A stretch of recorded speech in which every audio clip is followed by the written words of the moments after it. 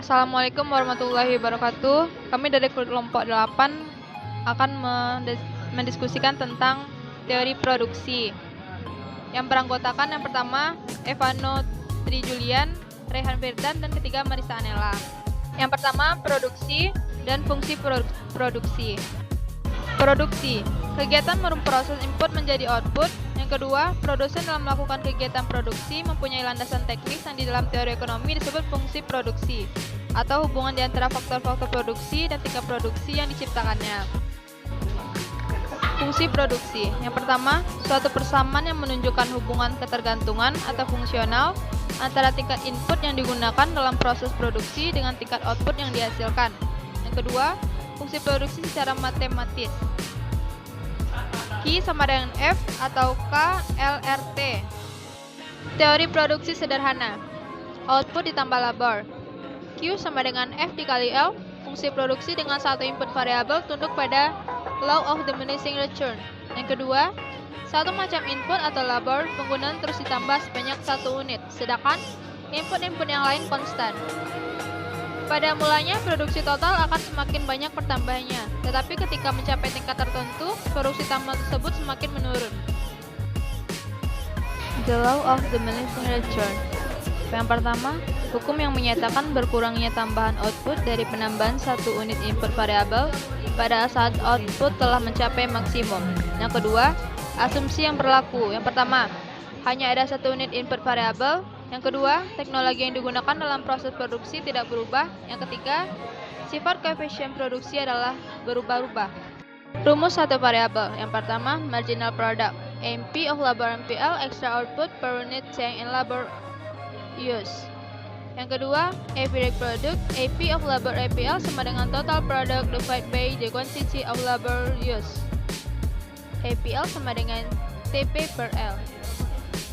Tahap-tahap produksi. Yang pertama, produksi total. Yang kedua, produksi total naik. Yang ketiga, produksi total turun.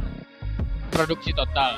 Produksi total mengalami pertambahan yang semakin cepat. Tahap ini dimulai dari titik origin, semakin tinggi semakin satu titik. Pada kurva total produk, di mana AP maksimum pada titik ini AP sama dengan MP atau marginal product. Produksi total naik. Produksi total pertambahannya semakin lama semakin mengecil. Tahap kedua ini dimulai dari titik AP maksimum sampai titik di mana MP atau O atau TP maksimum. Produksi total turun. Produksi total semakin lama semakin menurun. Tahap 3 ini meliputi di mana MP negatif. Inflection point atau titik belok, yaitu di mana slope atau lereng kurva total mulai berubah. Faktor produksi tetap yaitu input faktor produksi yang jumlahnya tidak dapat dirubah dan segera mengikuti perubahan output.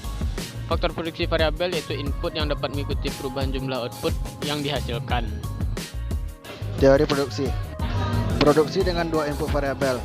Isokuan suatu kurva yang menunjukkan berbagai kombinasi input faktor tenaga kerja dan modal dapat menghasilkan sejumlah output yang sama. 1.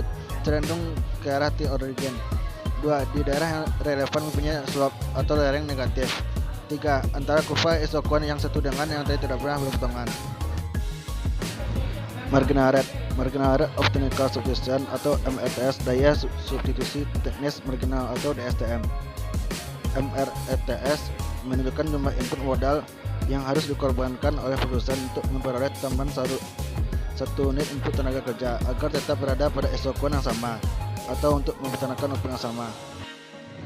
Isokos menunjukkan berbagai kombinasi atau gabungan input faktor tenaga kerja dan input modal yang dapat dipilih dengan sejumlah anggaran atau pengeluaran tertentu sehingga persamaan garis isokuan.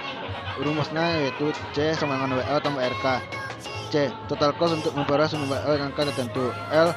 Jumlah input tenaga kerja atau unit. W.